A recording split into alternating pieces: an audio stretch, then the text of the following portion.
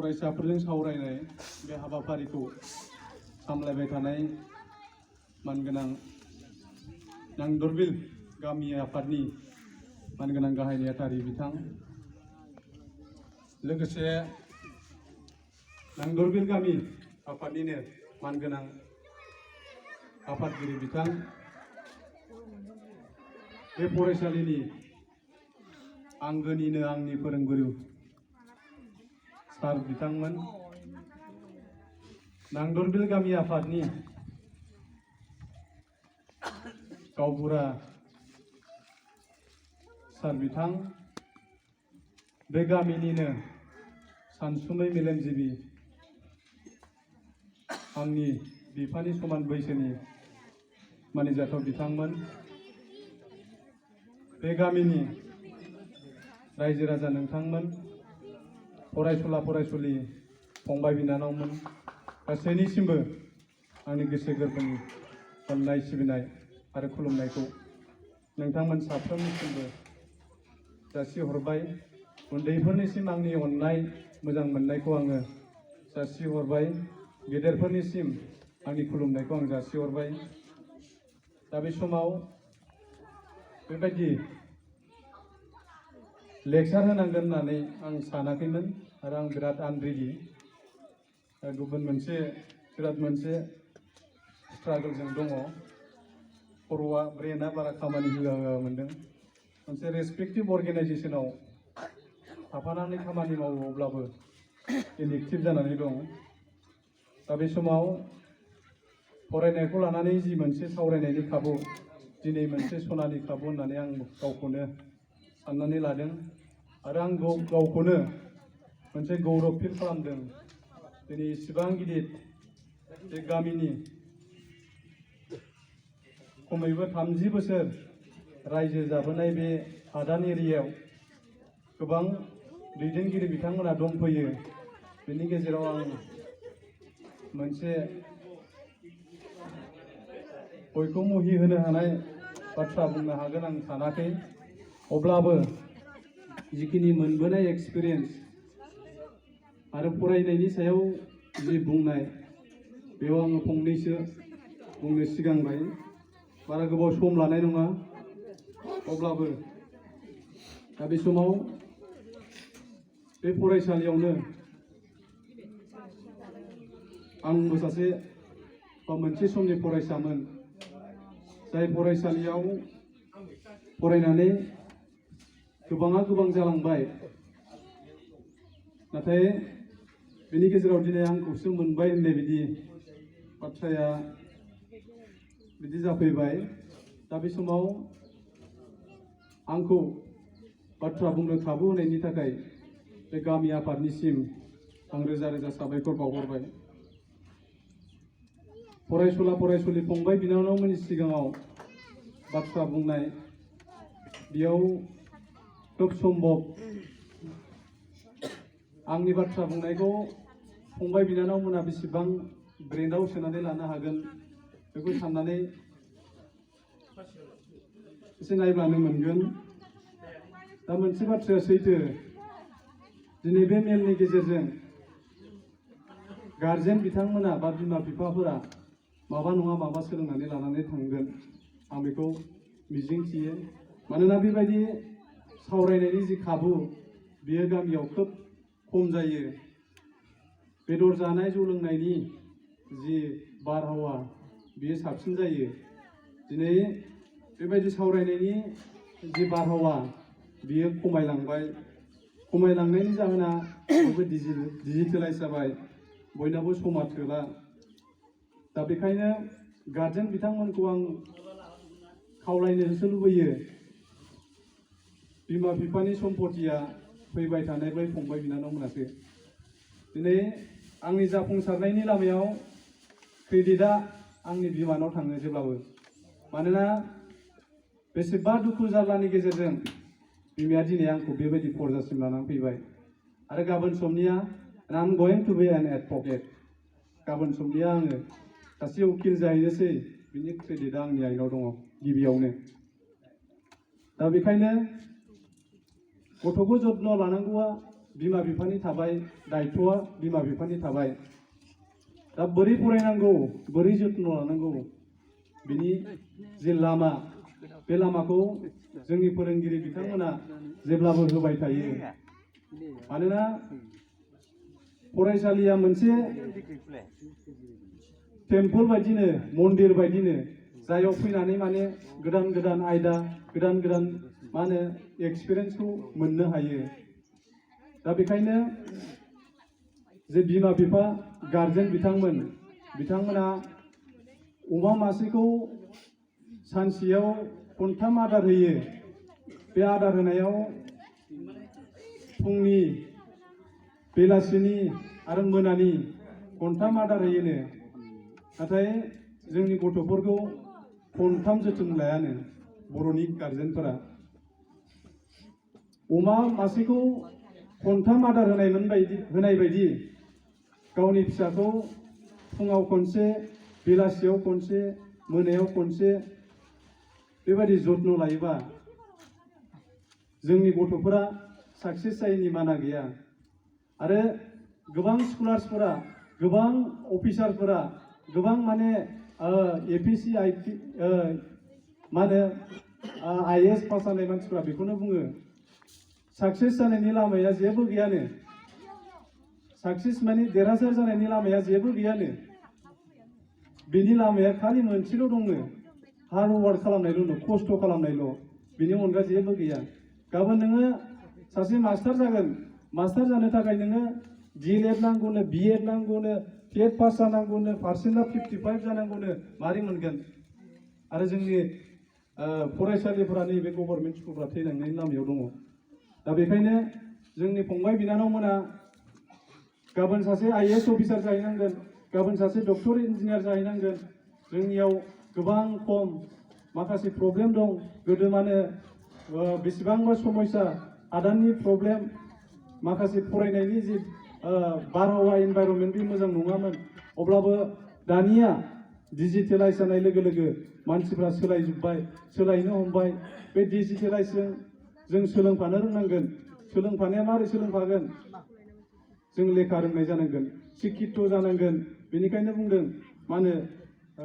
इन्डियाखौ नरेन्द्र मदिया global India smart India skill India digitalize India खालामनो नागिरदों मारै जागोन फंबाय बिनानावमोनखौ लानानै खालामदों दा बेखायनो जेबो फरायनायनि सायाव कमप्रमाइज खालामनो मोननाय नङा कमप्रमाइज खालामनाया माबोरै जोंनिया गथ'आ गाबबाथाय माने मा होनगोन गाबबाथाय फरायहोला मबाइलजोंसो दोनो दाना जन्म जागोदान गथ'नोबो मबाइल होयो दाना दा बिदिजों बोरै जानो बे मबाइल बाहायनायाव दाखालि सिभिल सार्जन मा होनो आसामनि देरसिन साख्रि मा होनो APSC पास जानाय सासे टपार बर' स्टुडेन्टआ बुंदों बेबायदि मबाइलखौ बाहायनायनि थाखायनो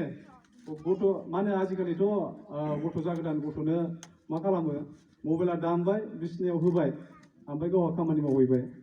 बेबायदियाव मा जादों रायलायखानो रोंनाय गथ'आबो रायलायखाबाय बोसोरनै बोसोरथाम जाबाथाय रायलायनाय जाहैखाबाय बेबायदि गथ'आबो बिनि माथोआ गोमालांनो हमदों आरो मानो गोमालाङो बे मबाइला आमेरिकानावबो हरो बा मा सम्भब दं बेहाय बेबायदिखौबो दा मा होनो गथ'फोरनो होयो दा बेखायनो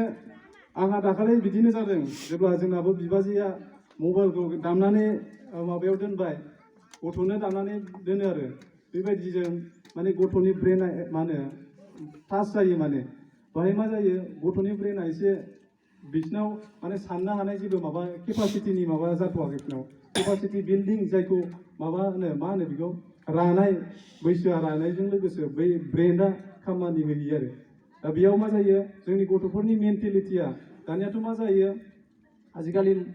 हाइ स्कुलाव थांनाय गथ'आबो मबाइल रायलायलाङो हायार सेकेन्डारि फरायबाथ' बुंनांलासै आरो मा जायो सोर गेदेर सोर उन्दै खुनु मोनसे माबा सिमायाव थाला बेयो हामा होननाय बुस्थुखौनो बुजिला दा बेयाव मा जायो जोंनि कानेक्टिभिटि जि मा होनो बेखौ गेदेरजों उन्दैजों सनमान होलायनाय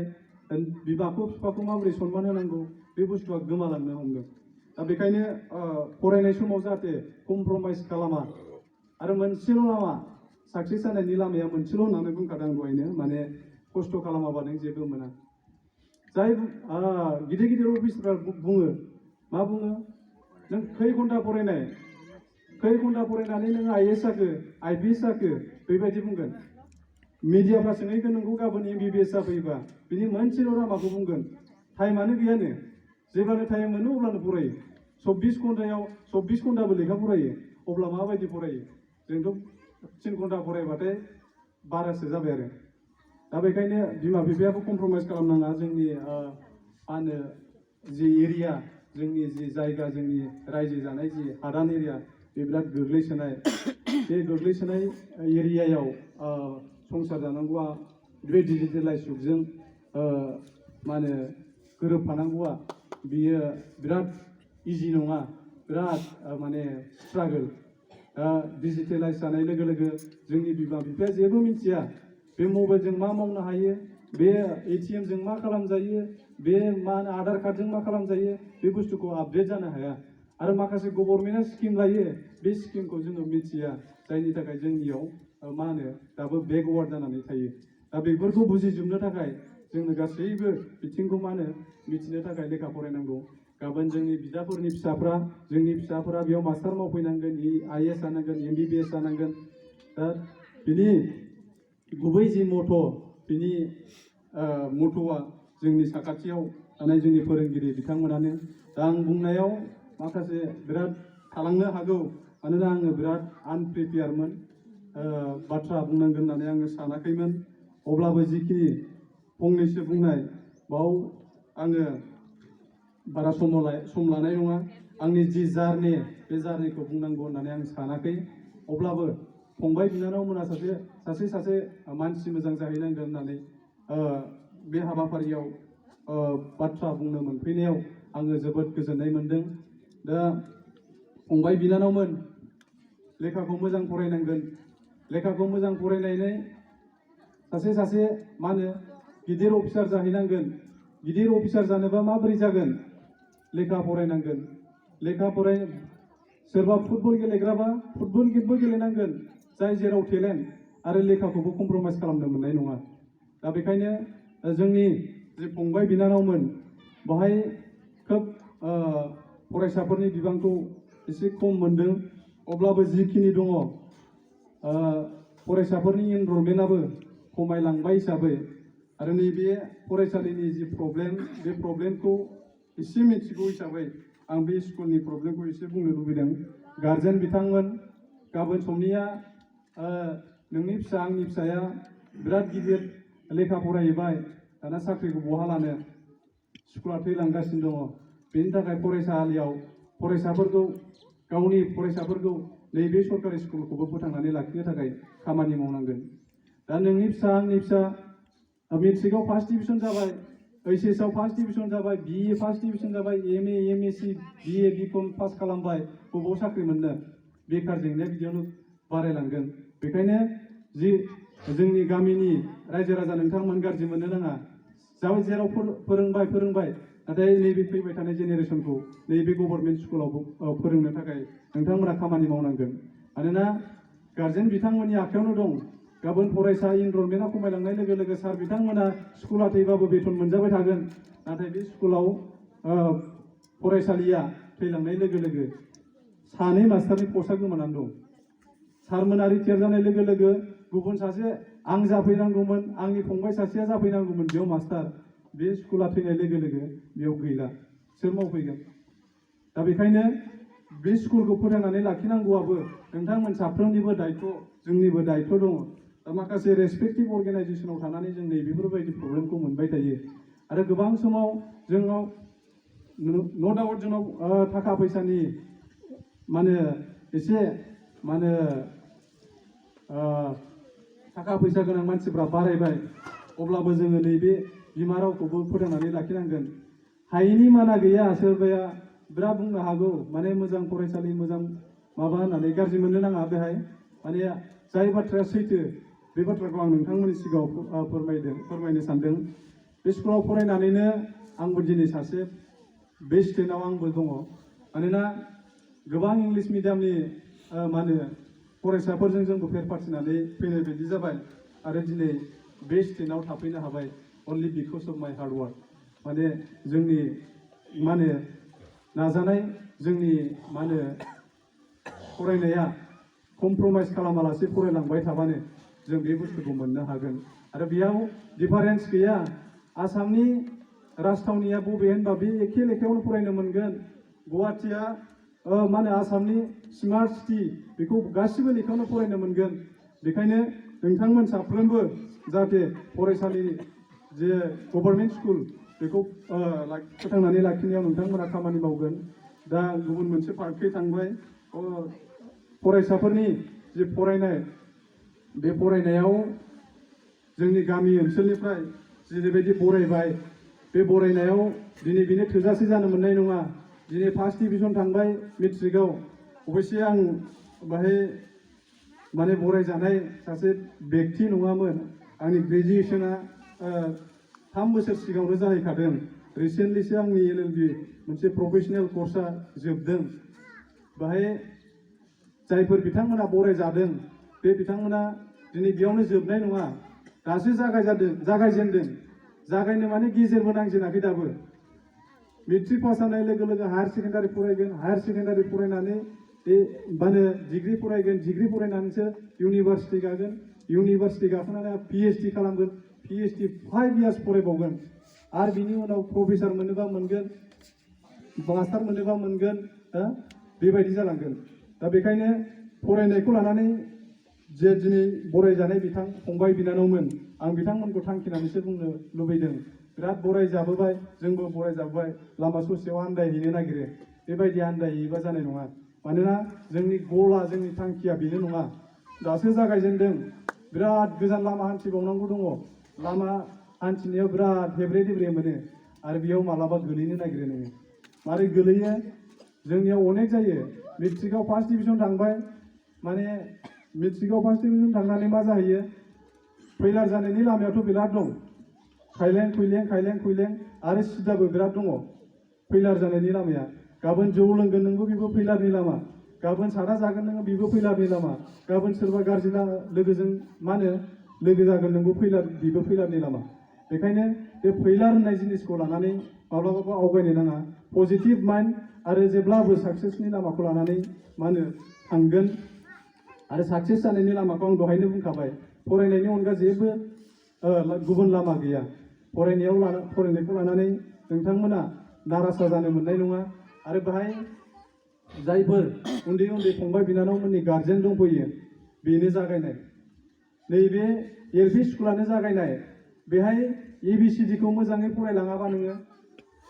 मा होनो 1 2 3 खौ मोजां फरायलाङाबा नोङो माला नोङो ME स्कुलाव फरायबावनो, माला नोङो हाई स्कुलाव फरायबावनो, माला हायार सेकेन्डारियाव फरायबावनो, माला डिग्रियाव फरायबावनो, माला इउनिभार्सिटियाव फरायबावनो। बेखायनो